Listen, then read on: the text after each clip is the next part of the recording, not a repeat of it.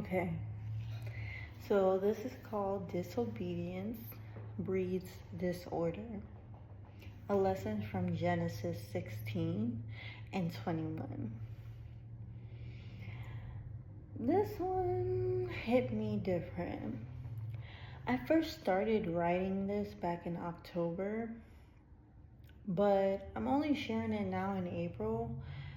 Funny how God brings things full circle right on time. So let's dive in. Disorderly conduct, legally, is defined as behavior that disturbs peace, morality, or public safety.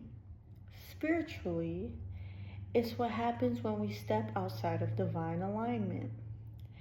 Disobedience is a lack of regard for God's rulership. It says, I hear you, Lord, but I think I'll try it my way. And that's exactly where we find Sarai, Abram, and Hagar in Genesis 16. They each had desires, valid desires, human desires.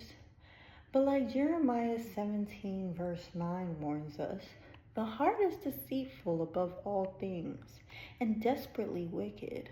Who can know it? Which is why God never asked us to follow our hearts. He told us to follow Him, because only He knows the end from the beginning. Psalms 37 verse 4 tells us, delight yourself in the Lord, and He will give you the desires of your heart. And in Matthew chapter 6 verse 33, seek first the kingdom of God, and all these things will be added to you. God's not against desire, but desire out of divine order births disorder. Sarai got impatient. She knew the promise, but waiting on God's timeline started to wear thin. So she offered Hagar, her Egyptian slave, as a surrogate. And I'm over here like, did we not learn anything from Eve?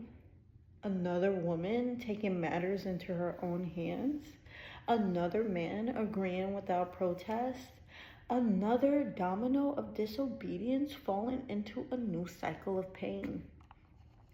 I wanted Abram to say, let's wait on God. He's a promise keeper. But I had to check myself. Because how often do I say that in moments of impatience? Let's be very completely honest here. Hagar gets pregnant, and suddenly she's looking at Sarai sideways. Bitterness brews and pride creeps in. She did something Sarai couldn't. Carried a child for the man Sarai loved. And maybe, just maybe, she thought that would elevate her. That she'd gain worth, a new status, a new name. But Ishmael wasn't the promise. He was the result of a shortcut. Sarai, shocked by the disrespect she helped set in motion, ran to Abram. And what did he do? Pass the buck. She's your servant. Do whatever you want. So Sarai reminded Hagar exactly who she was. Not the wife, not the promised mother, just a surrogate. Hagar ran. And honestly, I don't blame her. But that's where God met her. In the wilderness of rejection and confusion, Elroy showed up. The God who sees. The God who shows up for the outcast, the broken, the overlooked. He didn't promise her comfort. He told her to go back, to submit, to face what she tried to escape. Sometimes God will have us sit in the discomfort of our decisions, not as punishment, but so we can witness His power to redeem what looks like ruin. The angel told her she'd bear a son, Ishmael. God is hurt. But then came the part that made me pause. It says in Genesis 16, verse 12, he will be a wild donkey of a man. his hand against everyone, everyone's hand against him, and he will live in hostility toward all his brothers. Wait, what?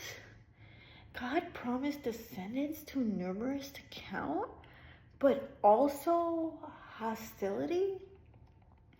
Sounds like generational conflict was born that day. And if you've ever read Genesis 21, you know the beef did not stop. Let's talk about donkeys. While donkeys are intelligent, they remember pain, they're territorial, defensive, often solitary. Could it be that Ishmael rejected, abandoned, displaced, carried that trauma? That his hostility wasn't just prophecy, it was pain turned personality. He knew his father, and then he was kicked out. Could you blame him for developing trust issues? But even in the midst of that mess, God gave him a future. Not the covenant promise that belonged to Isaac, but still, God didn't forget Ishmael. He gave him a name, a blessing, a lineage. That's grace. And for Hagar, she named the place of her encounter Beer Lahai Roy, the well of the living one who sees me. She may have been invisible to man, but not to God. My final reflection is, sometimes we chase desires without discernment. We think the idea is a breakthrough, only to find it's a burden. Not every door is meant to be open. Not every agreement is ordained. Not every yes is worth the cost.